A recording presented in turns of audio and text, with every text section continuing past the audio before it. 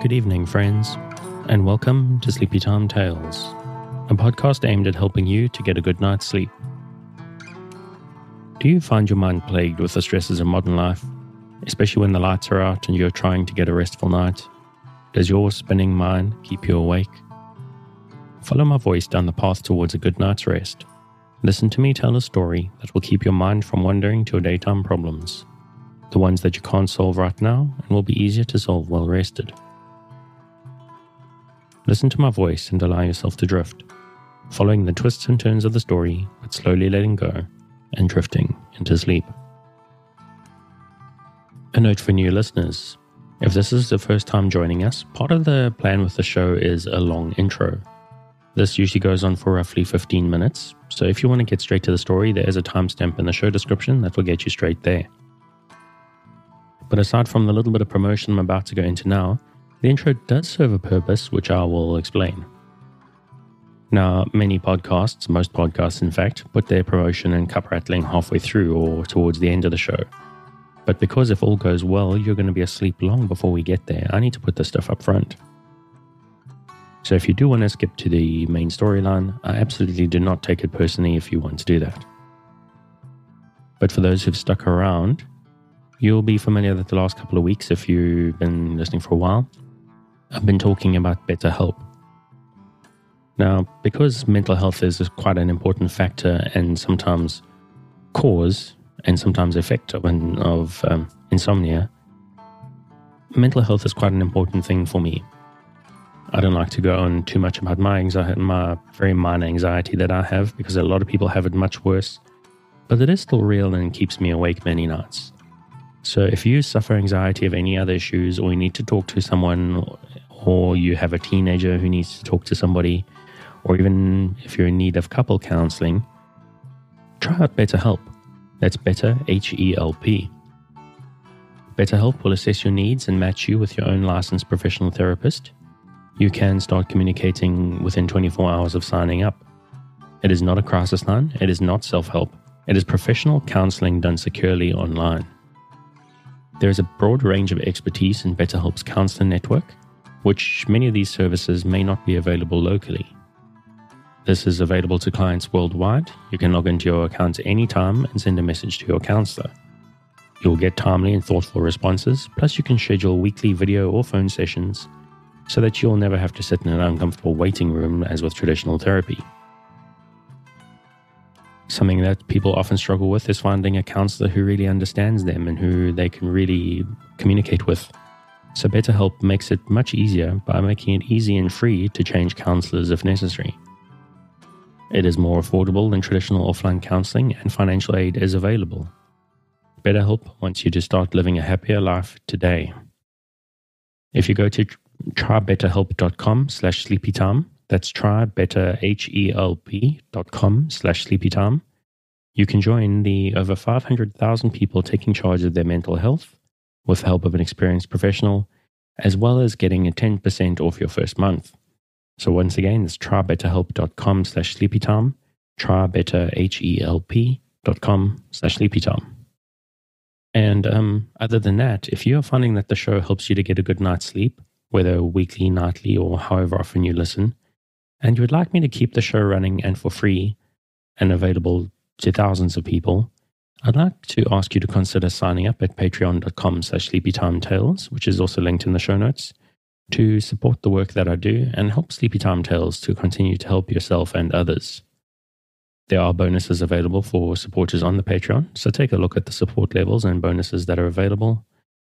So other than the satisfaction of helping the show to grow and reach more people, there are things there like shout-outs, bonus episodes, and special edits for supporters. Something that I started from the beginning of March is early release of episodes for all supporters. And the $5 level will receive a fun touristy postcard from Durban, South Africa in the mail. So if that sounds like fun, and if you'd like to get your new fresh episode of Sleepy Time Tales midweek rather than the end of the week, take a look. But there's another huge way you can help. That's simply to spread the word. If there is someone else in your life who you think will benefit from listening to Sleepy Time Tales, let them know. If you recommend the show on social media, make sure to tag me in so that I can know and I can give you a shout out. That's at Sleepytime Tales on Instagram or Twitter. Last but not least for tonight, the shout out is to the music, which is Un Desire by Kumiko. Their music is available on the Free Music Archive, and I've linked their website and their Patreon in the show notes, as they've got some very cool stuff which they release under various names that I definitely recommend checking out. Thank you for taking the time, and let's get back to the show. So what exactly is Sleepytime Tales? What is it for? It's a bit of a strange idea, isn't it? A podcast that you're supposed to fall asleep to. But lack of sleep is a health crisis in the 21st century, and this is a podcast that is intended to help those that it can to get a restful night. Do you find that you're lying awake at night with your mind spinning and your emotions in turmoil with anxieties of your life? Do you wake up in the middle of the night and find that you just can't fall back asleep at 3 a.m.? I'm here to help. My name is Dave, and I'm your narrator, here to help you into a restful night. I'm someone who has struggled to sleep ever since I was a baby. My parents had sleepless nights with me for many years, and even once I got old enough not to bother them anymore, sleep was always a struggle for me. It was quite a bit later in life, actually, that I discovered the tendency for droning voices, especially male ones, to put me to sleep like though I'd been tranquilized. I used to lie in bed at nights listening to podcasts because I couldn't sleep, and then find myself actually waking up when I got to the end of them and the music woke me up. I actually started listening to podcasts specifically for the intention of falling asleep, and it was only a little bit later in life that I discovered that there are some out there designed for the purpose. But when I recommended them to other people, often the narrator's voices didn't appeal to them, or the subject matter or something like that. So I thought to myself, there are people out there doing good work, but maybe there are others I can reach who they can't. So I decided to give Sleepytime Tales a try. And so far, so good. I'm here to use my droning male voice to help people sleep. Every episode has this long intro, which goes on for usually roughly about 15 minutes. And it's there for a reason, or two reasons. And I'll just not everybody enjoys it, but I do have my reasons. The first and primary reason, and probably the most important, is I need to make a case to new listeners for why they might consider listening to the show, why they might find it worth their while. I need to explain what it's for and how to engage with it. And for people who've been around a little bit longer, for them, it's part of the process to prepare themselves for sleep. Basically, what we're trying to do is we're trying to create the habit of sleeplessness with the habit of falling asleep. And part of that is repetition and taking the pressure off. So I drone on for roughly 15 minutes so that people can prepare their spaces and brush their teeth and have a drink of water and just be sort of programming themselves to get into the swing of the show, so that by the time the story starts, some even are asleep already or they're sort of mentally primed for sleep. So it is here for a reason, because we're here, it's building a space together, to a space in which the listeners can get a good night's sleep. As far as I know, there's a couple of different ways to engage with the show. For me, when I listen to my sleep podcast at night, I actually need something to listen to. I need a story that I can focus on, or some kind of event that keeps me focused on something specific. Otherwise, my mind spins out into stress and anxiety. I need something to focus on just enough not to resist sleep when it comes for me. For some people, it may be a little bit more primal. For them, it's just some of them just need a little bit of a background noise. The sound of the sea, or sound of waves, or the rain, or wind, or some dude just droning on in the background. Tonight's episode is from The Man Between by Amelia E. Barr. The Man Between, an International Romance is the full name.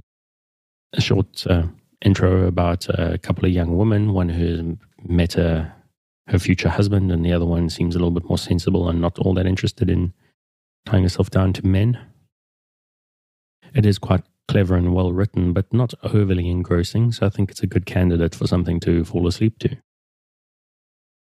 But the main thing is, as you're listening to the story, don't try. The whole purpose of the story is to stop you from trying to force sleep.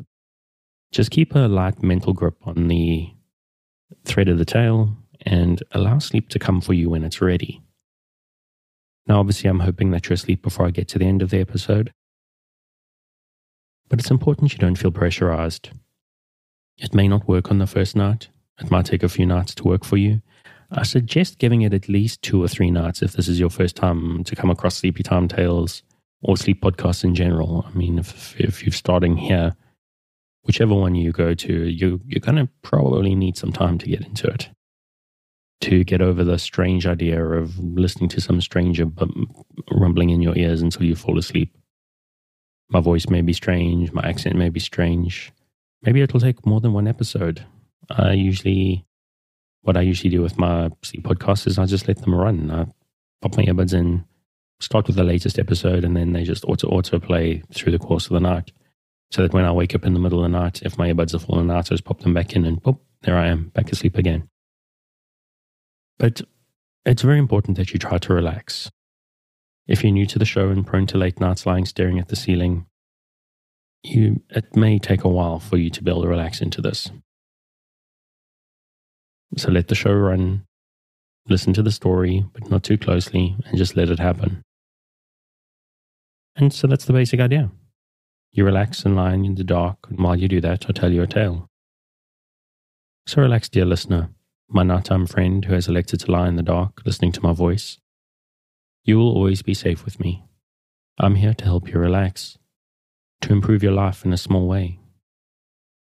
Or maybe not small, to do a small part to help you in a big way. People don't sleep very well these days, and it makes their lives harder. So I'm here to do my small part to help you to face tomorrow and the day after, well rested and better able to cope. One thing that's very important in the context of this show and in context of struggling to sleep is kindness. Trying to be kind to you, I want to help you to sleep, and it's very important that you need to be kind to yourself. If you can't sleep, don't beat yourself up or rebuke yourself. Don't get tense if you just can't get over the edge, even with me here trying to help. Frustration is one of the great enemies of a good night's sleep. The intention with this podcast is to short-circuit that frustration, to distract the feeling we get when we blame ourselves for not being able to let go and drift into the dark. So take a breath. Forgive the fact you can't sleep and let my voice wash over you. Take another breath. Imagine the warm darkness rising up, inviting you to sleep into a better life starting tomorrow. And if you can't let go, forgive yourself and we'll try again tomorrow. If you've had a life of insomnia, sleep is something like an enemy. But it is not your enemy. It's a natural process that we've been pulled away from by stress and life and progress that shines bright lights in our eyes at all hours. I'm here to work with you, to create a safe space, a cocoon in which you can curl up and allow nature to take its course. So if you're still with me, thank you for staying. If you're already asleep, we'll chat again soon. And of course you aren't hearing me, except maybe in a dream.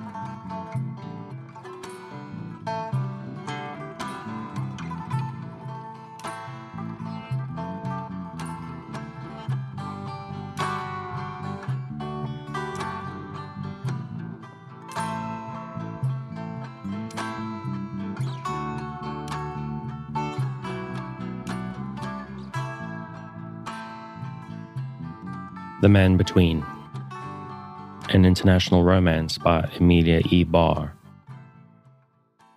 Part first. O Love Will Venture In. Chapter 1.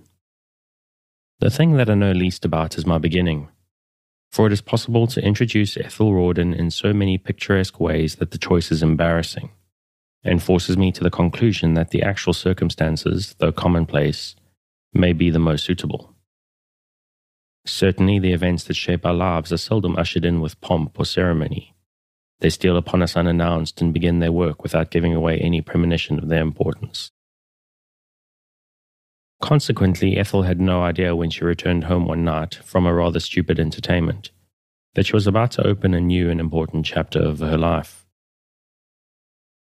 Hitherto, that life had been one of the sweetest and simplest character.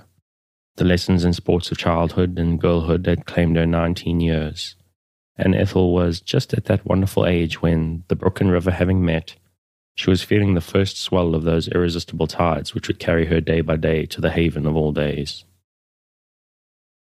It was Saturday night in the January of 1900, verging towards 12 o'clock. When she entered her room, she saw that one of the windows was open, and she stood a moment or two at it, looking across the straight miles of white lights in whose illumined shadows thousands of sleepers were holding their lives in pause. "It is not New York at all," she whispered. "It is some magical city that I have seen, but have never trod. It will vanish about 6 o'clock in the morning, and there will be only common streets, full of common people." And here she closed the window and leisurely removed her opera cloak. For of course this is only dreaming. But to dream waking or to dream sleeping is very pleasant. In dreams we can have men as we like and women as we want them and make all the world happy and beautiful. She was in no hurry of feeling or movement. She had been in a crowd for some hours and was glad to be quite alone and talk to herself a little. It was always so restful to gradually relinquish all the restraining gauds of fashionable attire, and as she leisurely performed these duties, she entered into conversation with her own heart, talked over with it the events of the past week, and decided that its fretless days, full of good things, had been, from the beginning to the end, sweet as a cup of new milk. For a woman's heart is very talkative and requires little to make it eloquent in its own way. In the midst of this intimate companionship, she turned ahead and saw 2 letters lying upon a table. She rose and lifted them. One was an invitation to a studio reception, and she let it flutter indeterminately from her hand. The other was both familiar and appealing. None of her correspondents, but Dora Dennings, used that peculiar shade of blue paper, and she instantly began to wonder why Dora had written to her. "I saw her yesterday afternoon," she reflected, "and she told me everything she had to tell. And what does she mean by such a tantalizing message as this? Dearest Ethel, I have the most extraordinary news. Come to me immediately. Dora." How exactly like Dora, she commented. Come to me immediately. Whether you are in bed or asleep, whether you are sick or well, whether it is midnight or high noon, come to me immediately. Well, Dora, I'm going to sleep now, and tomorrow is Sunday, and I never know what view Father is going to take of Sunday. He may ask me to go to church with him, and he may not. He may want me to drive in the afternoon, and again he may not. But Sunday is Father's home day, and Ruth and I make a point of obliging him in regard to it. That is one of our family principles, and a girl ought to have a few principles of conduct involving self-denial. Aunt Ruth says, life cannot stand direct without self-denial, and Aunt is usually right. But I do wonder what Dora wants. I cannot imagine what extraordinary news has come. I must try and see her tomorrow. It may be difficult, but I must make the effort. And with this satisfying resolution, she easily fell asleep. When she awoke, the church bells were ringing, and she knew that her father and aunt would have breakfasted. The feat did not trouble her. It was an accidental sleepover. She had not planned it, and circumstances would take care of themselves. In any case, she had no fear of rebuke. No one was ever cross with Ethel. It was a matter of pretty general belief that whatever Ethel did was just right. So she dressed herself becomingly in a cloth suit, and with her plumed hat on her head, went down to see what the day had to offer her. The first thing is coffee, then, being agreeable, Dora. I shall not look further ahead, she thought.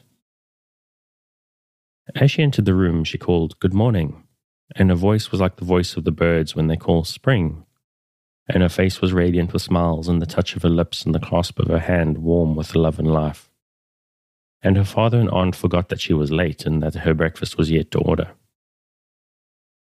She took up the reproach herself. "I'm so sorry, Aunt Ruth. I only want a cup of coffee and a roll." "My dear, you cannot go without a proper breakfast. Never mind the hour. What would you like best?" You are so good, Ruth. I should like a nice breakfast. A breast of chicken and mushrooms and some hot muffins and marmalade would do. How comfortable you look here.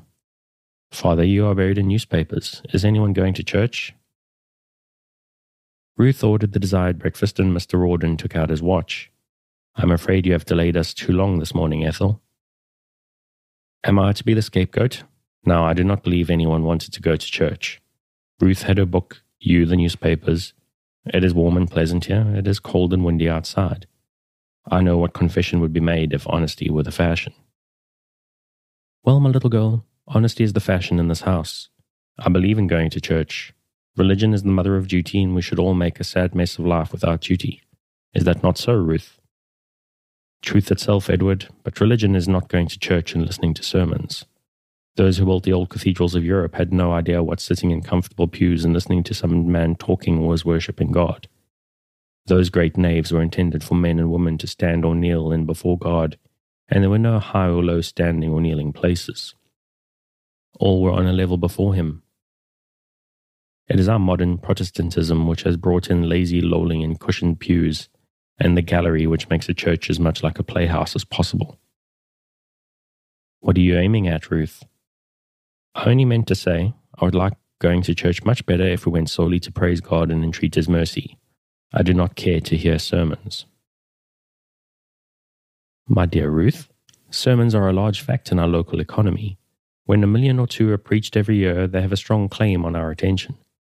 To use a trade phrase, sermons are firm, and I believe a moderate tax on them would yield an astonishing income. See how you talk of them, Edward, as if they were a commercial commodity. If you respected them, I do. I grant them a steady pneumatic pressure in the region of morals and even faith. Picture to yourself, Ruth, New York without sermons. The dear old city would be like a ship without ballast, heeling over with every wind and letting in the waters of immorality and skepticism. Remove this pulpit balance just for 1 week from New York City, and where would we be? Well then, said Ethel, the clergy ought to give New York a first-rate article in sermons, either of home or foreign manufacture. New York expects the very best of everything, and when she gets it, she opens her heart and her pocketbook enjoys it and pays for it. That is the truth, Ethel. I was thinking of your grandmother Rawdon. You have your hat on. Are you going to see her? I'm going to see Dora Denning. I had an urgent note from her last night. She says she has extraordinary news and begs me to come to her immediately. I cannot imagine what her news is. I saw her Friday afternoon. She has a new poodle or a new lover or a new way of crimping her hair, suggested Ruth Bayard scornfully. She imposes on you, Ethel. Why do you submit to her selfishness? I suppose because I've become used to it. 4 years ago I began to take her part when the girls teased and tormented her in the schoolroom, and I have big-sistered her ever since. I suppose we get to love those who make us kind and give us trouble. Dora is not perfect, but I like her better than any friend I have, and she must like me, for she asks my advice about everything in life. Does she take it? Yes, generally. Sometimes I have to make her take it. She has a mother. Why does she not go to her? Mrs. Denning knows nothing about certain subjects. I am Dora's social godmother, and she must dress and behave as I tell her to do. Poor Mrs. Denning. I am so sorry for her. Another cup of coffee, Ruth? It is not very strong. Why should you be sorry for Mrs. Denning? Her husband is enormously rich. She lives in a palace and has a crowd of men and women servants to wait upon her. Carriages, horses, motor cars, what not at her command. Yet really, Ruth, she is a most unhappy woman. In that little western town from which they came, she was everybody. She ran the churches and was chairwoman in all the clubs, and the president of the Temperance Union, and manager of every religious, social, and political festival, and her days were full to the brim of just the things she liked to do. Her dress there was considered magnificent. People begged her for patterns and regarded her as the very glass of fashion. Servants thought it a great privilege to employ it on the Denning place, and she ordered her house and managed her half-score of men and maids with pleasant autocracy. Now, well, I will tell you how it is now. She sits all day in her splendid rooms or rides out in her car or carriage, and no one knows her, and of course no one speaks to her. Mr. Denning has his Wall Street friends and enemies, interrupted Judge Rawdon.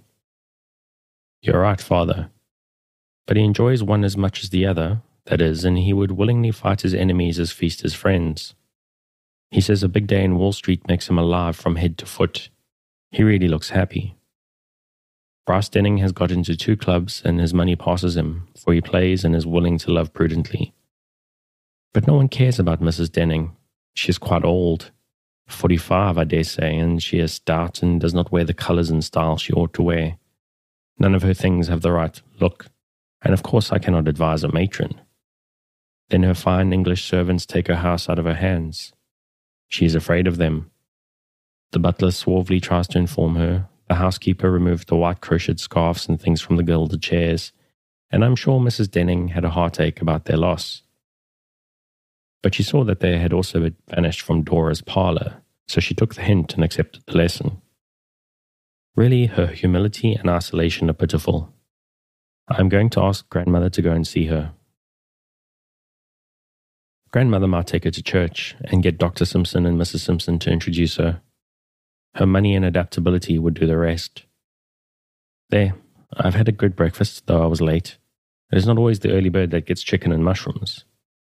Now I will go and see what Dora wants. And lifting her furs with a smile and a good morning equally charming, she disappeared. Did you notice her voice, Ruth? Asked Judge Rawdon. What a tone there is in her good morning. There is a tone in everyone's good morning, Edward. I think people's salutations set to music would reveal the innermost character. Ethel's good morning says in D major, "How good is the day?" And her good night drops into the minor third and says pensively, "How sweet is the night?" Nay, Ruth, I don't understand all that. But I do understand the voice. It goes straight to my heart. And to my heart also, Edward. I think, too, there's a measured music, a central time and tune in every life.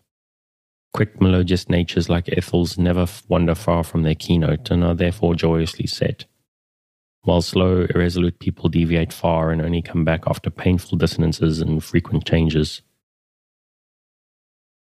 You are generally right, Ruth, even where I cannot follow you. I hope Ethel will be home for dinner. I like my Sunday dinner with both of you, and I may bring my mother back with me. Then he said good morning with an intentional cheerfulness, and Ruth was left alone with her books. She gave a moment's thought to the value of good example, and then with a sigh of content let her eyes rest on the words Ethel's presence had for a while silenced. I am filled with a sense of sweetness and wonder that such little things can make a mortal so exceedingly rich, but I confess that the chiefest of all my delights is still the religious. By Theodore Parker.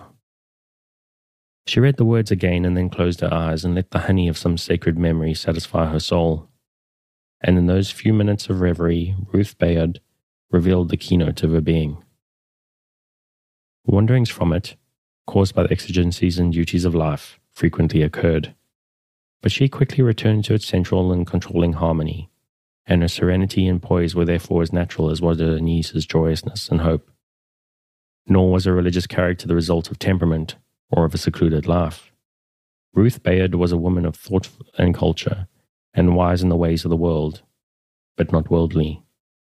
Her personality was very attractive. She had a good form, an agreeable face, and speaking grey eyes and brown hair, soft and naturally wavy. She was a distant cousin of Ethel's mother, but had been brought up with her in the same household and always regarded her as a sister. And Ethel never remembered that she was only her aunt by adoption. 10 years older than her niece, she had mothered her with a wise and loving patience, and her thoughts never wandered far or long from the girl. Consequently, she soon found herself wondering what reason there could be for Dora Denning's urgency. In the meantime, Ethel had reached her friend's residence, a new building of unusual size and very ornate architecture. Liveried footmen and waiting women bowed her with mute attention to Miss Denning's suite. An absolutely private arrangement of 5 rooms, marvelously furnished for the young lady's comfort and delight. The windows of her parlour overlooked the park, and she was standing at one of them as Ethel entered the room. In a passion of welcoming gladness, she turned to her, exclaiming, "I have been watching for you for hours and hours, Ethel. I have the most wonderful thing to tell you. I am so happy, so happy. No one was ever as happy as I am." Then Ethel took both her hands, and as they stood together, she looked intently at her friend. Some new charm transfigured her face, for her dark gazelle eyes were not more lambent than her cheeks, though in a different way, while her black hair in its picturesquely arranged disorder seemed instinct with life and hardly to be restrained. She was constantly pushing it back, caressing or arranging it, and her white, slender figures, sparkling with jewels, moved along the crimped and wavy locks, as if there was an intelligent sympathy between them. "How beautiful you are today, Dora. Who has worked wonders on you?" "Basil Stanhope. He loves me. He loves me. He told me so last night, in the sweetest words that were ever uttered. I shall never forget one of them, never, as long as I live. Let us sit down. I want to tell you everything." "I am astonished, Dora." "So was Mother and Father, and Bryce. No one suspected our affection. Mother used to grumble about my going at all hours to St. Jude's Church, but that was because St. Jude's is so very high church and Mother is a Methodist Episcopal. It was the morning and evening prayers she objected to. No one had any suspicions of the clergyman. Oh, Ethel, he is so handsome, so good, so clever. I think every woman in the church is in love with him. Then if he is a good man, he must be very unhappy. Of course, he is quite ignorant of their admiration and therefore quite innocent. I am the only woman he loves, and he never even remembers me when he is in the sacred office. If you could see him come out of the vestry in his white surplice, with his rapt face and prophetic eyes, so mystical, so beautiful, you would not wonder that I worship him." "But I did not understand. How did you meet him socially?" "I met him at Mrs. Taylor's first. Then he spoke to me one morning as I came out of church, and the next morning he walked through the park with me, and after that, all was easy enough." "I see. What does your father and mother think? Or rather, what do they say?" "Father always says what he thinks, and mother thinks and says what I do. This condition simplified matters very much. Basil wrote to father, and yesterday after dinner he had an interview with him. I expected it and was quite prepared for any climax that might come. I wore my loveliest white frock and had lilies of the valley in my hair and on my breast, and father called me his little angel and piously wondered how I could be his daughter. All dinner time I tried to be angelic, and after dinner I sang Little Boy Blue and some of the songs he loves, and I felt when Basil's card came in that I had prepared the proper atmosphere for the interview." "You are really very clever, Dora." I tried to continue singing and playing, but I could not. The notes all ran together, the words were lost. I went to Mother's side and put my hand in hers, and she said softly, "I can hear your father storming a little, but he will settle down the quicker for it. I dare say he will bring Mr. Stanhope in here before long." "Did he?" "No, that was Bryce's fault. How Bryce happened to be in the house at that hour I cannot imagine, but it seems to be natural for him to drop into any interview when he can make trouble. However, it turned out all for the best, for when Mother heard Bryce's voice above all the other sounds, she said, 'Come, Dora, we have to interfere now.' Then I was delighted. I was angelically dressed and I felt equal to the interview." "Do you really mean that you joined the 3 quarrelling men?" "Of course. Mother was quite calm enough to freeze a tempest, but she gave father a look he comprehended, and then she shook hands with Basil and would have had some remark to Bryce. But with his usual impertinence, he took the initiative and told he, very authoritatively, to retire and take me with her, calling me that demure little flirt, in a tone that was very offensive. You should have seen father blaze into anger at his words. He told Bryce to remember that Mr. Ben Denning owned the house and that Bryce had 4 or 5 rooms in it by his courtesy.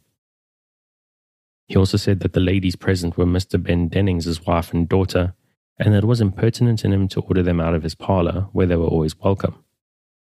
Bryce was white with passion, but he answered in his affected way, "Sir, that sly girl with her pretended piety and a sneak of a lover is my sister, and I shall not permit her to disgrace my family without making her protest." And then I began to cry, and I put my arms around father's neck and said he must defend me, that I was not sly and that Basil was not a sneak, and that father kissed me and said he would settle with any man and every man who presumed to call me either sly or a flirt. I think Mr. Denning acted beautifully. What did Bryce say? He turned to Basil and said, Mr. Stanhope, if you are not a cad, you will leave the house. You have no right to intrude yourself into family affairs and family quarrels. Basil had seated Mother and was standing with one hand on the back of her chair, and he did not answer Bryce. There was no need. Father answered quick enough. He said Mr. Stanhope had asked to become one of the family, and for his part he would welcome him freely. And then he asked Mother if she was of his mind, and Mother smiled and reached her hand backward to Basil. Then Father kissed me again, and somehow Basil's arm was around me. And I know I looked lovely, almost like a bride. Oh, Ethel, it was just heavenly. I'm sure it was. Did Bryce leave the room then? Yes. He went out in a passion, declaring that he would never notice me again. This morning at breakfast I said that I was sorry Bryce felt so hurt, but Father was sure Bryce would find plenty of consolation in the fact that his disapproval of my choice would excuse him from giving me a wedding present. You know Bryce is a mean little miser. On the contrary, I thought he was very luxurious and extravagant. Where Bryce is concerned, yes. Everything else in his conduct is too mean to consider. Why, Father makes him an allowance of $20,000 a year, and he empties Father's cigar boxes whenever he can do so without... Let's talk about Mr. Stanhope. He is far more interesting. When are you going to marry him? In the spring. Father is going to give me some money, and I have the fortune Grandmother Cahill left me. It has been well invested, and Father told me this morning that I was a fairly rich little woman. Basil has some private fortune, also stipend. We shall do very well. Basil's family is one of the finest among the old Boston aristocrats, and is closely connected with the English Stanhopes, who rank with the greatest of the nobility. I wish Americans would learn to rely on their own nobility. I am tired of their everlasting attempts to graft on some English noble family. No matter how great or clever a man may be, you are sure to read of his descent from some Scottish chief or English earl. They can't help their descent, Ethel. They need not pin all they have done onto it. Often Father frets me in the same way. If he wins a difficult case, he does it naturally, because he is a Rawdon. He is handsome, gentlemanly, honourable, even a perfect horseman, all because, being a Rawdon, he was by nature and inheritance compelled to such perfection. It is very provoking, Dora, and if I were you, I would not allow Basil to begin a song about the English Stanhopes. Aunt Ruth and I get very tired of the English Rawdons, and I'm really thankful for their separating Atlantic. I don't think I shall feel in that way, Ethel. I like the nobility. So does Father. He says the Dennings are a fine old family. Why talk of genealogies when there is such a man as Basil Stanhope to consider? Let us grant him perfection and agree that he is to marry you in the spring. Well then, there is the ceremony and the wedding garments. Of course, it's to be a church wedding. We shall be married in Basil's own church. I can hardly sleep or eat for thinking of the joy and triumph of it. There will be women there ready to eat their hearts out with envy. I believe indeed, Ethel, that every woman in the church is in love with Basil. You have said that before, and I'm sure that you are wrong. A great many of them are married and are in love with their own husbands, and the kind of girls who go to St. Jude's are not the kind who marry clergymen. Mr. Stanhope's whole income would hardly buy their gloves and parasols. I don't think you are pleased that I'm going to marry. You must not be jealous of Basil. I shall love you just the same. Under no conditions, Dora, would I allow jealousy to trouble my life. All the same, you will not love me after your marriage as you have loved me in the past. I shall not expect it. Passionate denials of this assertion, reminiscences of the past, assurances of the future followed, and Ethel accepted them without dispute and without faith. But she understood that the mere circumstance of her engagement was all that Dora could manage at present, and that the details of the marriage merged themselves constantly in the wonderful fact that Basil Stanhope loved her, and that some time not far off she was going to be his wife. This joyful certainty filled her heart and her comprehension, and she had a natural reluctance to subject it to the details of the social and religious ceremonies necessary. Such things permitted others to participate in her joy, and she resented the idea. For a time, she wished to keep a lover in a world where no other thought might trouble the thought of Dora. Ethel understood her friend's mood and was rather relieved when her carriage arrived. She felt that her presence was preventing Dora's absolute surrender of herself to thoughts of her lover, and all the way home she marveled at the girl's infatuation, and wondered if it would be possible for her to fall into such a dotage of love for any man. She answered this query positively. No, if I should lose my heart, I shall not therefore lose my head. And then, before she could finish assuring herself of her determinate wisdom, some mocking lines she had often quoted to lovesick girls went laughing through her memory. Well, oh woman, woman, oh frail, frail sex, no wonder tragedies are made from us, always the same, nothing but loves and cradles. She found Ruth Bayard dressed for dinner, but her father was not present. That was satisfactory, for he was always a little impatient when the talk was of lovers and weddings, and just then this topic was uppermost in Ethel's mind. Ruth, she said, Dora is engaged. And then in a few sentences she told the little romance Dora had lived for the past year, and its happy culmination. Setting money aside, I think he will make a very suitable husband. What do you think, Ruth? From what I know of Mr. Stanhope, I should doubt it. I am sure he will put his duties before every earthly thing, and I am sure Dora will object to that. Then I wonder if Dora is made on a pattern large enough to be the moneyed partner in matrimony. I should think Mr. Stanhope was a proud man. Dora says he is connected with the English noble family of Stanhopes. We shall certainly have all the connections of the English nobility in America very soon now. But why does he marry Dora? Is it her money? I think not. I have heard from various sources some fine things of Basil Stanhope. There are many richer girls than Dora in St. Jude's.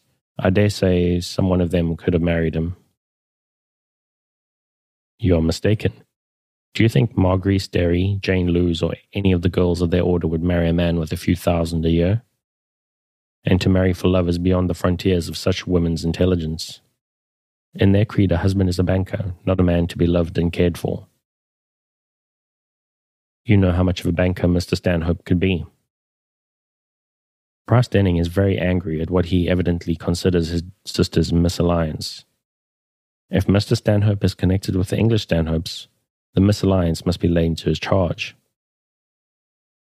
Indeed, the Dennings have some pretenses to good lineage, and Bryce spoke of his sister disgracing his family by her contemplated marriage. His family? My dear Ethel, his grandfather was a manufacturer of tin tacks. And now that we've got as far away as the Dennings' grandfather, suppose we drop the subject.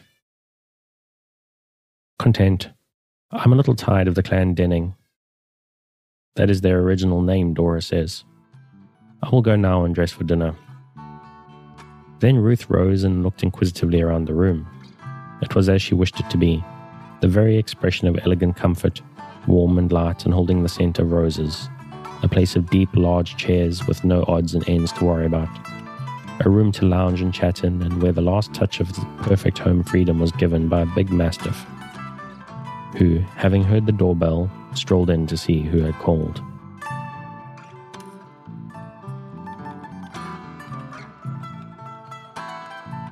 Thanks again for joining me on this episode of Sleepy Time Tales, the podcast designed around a bedtime story to help you get a restful night. New episodes will be released every Sunday to give you something fresh to help you rest in a new week, but make sure to subscribe in whatever service you use so that you get new episodes whenever they come out. A reminder that the music for tonight is Un Désert by Kumiko. Check out more of their work on their website and their Patreon, which you'll find linked in the show notes. Good night, and sweet dreams.